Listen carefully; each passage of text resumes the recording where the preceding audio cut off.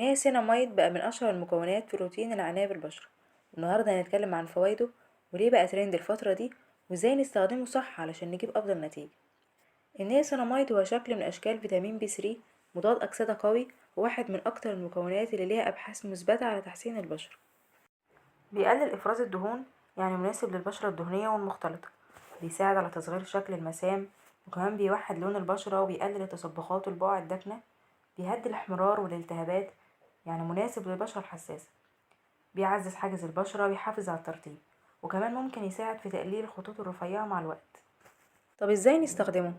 يفضل السيرم يكون بتركيز من 5 ل10% للروتين اليومي، ممكن يتطبق الصبح أو بالليل بعد الغسول وقبل المرطب، مناسب للتطبيق مع أغلب المكونات زي الهيالورونيك أسيد، والأفضل ما يتجمعش مع فيتامين سي خالص في نفس الروتين لو بشرتك حساسة.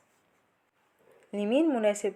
لكل أنواع البشرة، ومفيد جدا للبشرة الدهنية والحساسة والمعرضة للحبوب واللي عندها بقع. لو أول مرة تستخدميه جربيه مرتين في الأسبوع وبعدين زودي تدريجي، ممكن يسبب جفاف بسيط لو التركيز عالي، وقتها هنستخدم مرطب قوي.